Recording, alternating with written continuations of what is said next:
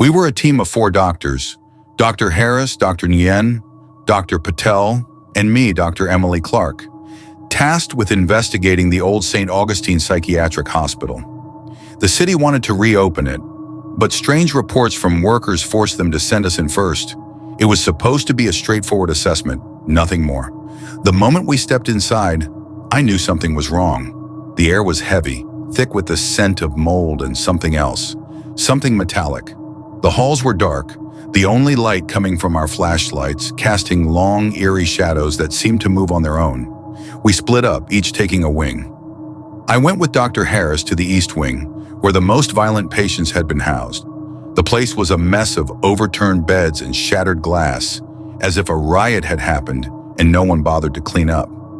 The records room was our first stop, where we found patient files scattered across the floor. The last entry was dated 1978, the year the hospital shut down, but the ink looked fresh.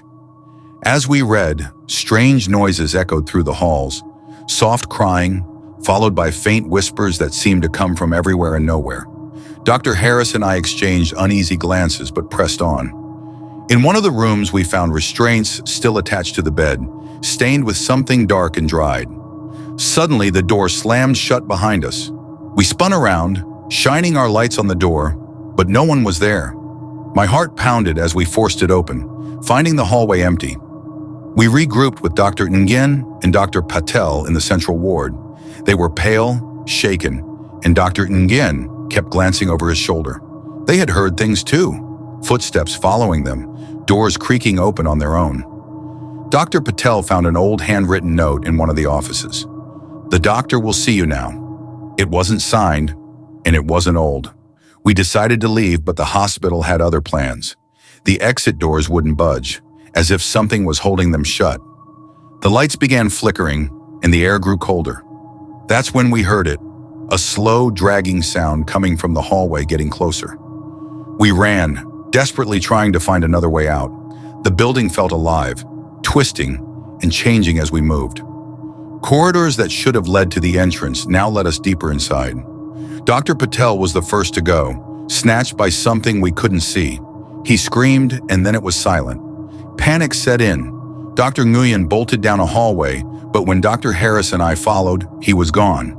Only his flashlight lay on the ground, flickering until it died. It was just the two of us now. We stumbled into what must have been the operating theater. The room was cold, the steel table in the center stained dark with old blood. Instruments lay scattered around as if abandoned mid-procedure. And then, the whispers returned, louder this time, surrounding us. I turned to Dr. Harris, but his eyes were wide with terror, fixed on something behind me. I didn't want to look, but I couldn't stop myself. In the reflection of a cracked surgical mirror, I saw them. Shadowy figures standing just beyond the light, their faces twisted in pain, their eyes hollow. Dr. Harris screamed as something dragged him into the darkness. I was alone, trapped in that cursed hospital. I ran, my breath ragged, but every hallway led me back to that operating room. The whispers grew louder, more insistent. "The doctor will see you now. I'm writing this in the last place I can hide. If anyone finds this, don't come looking for me.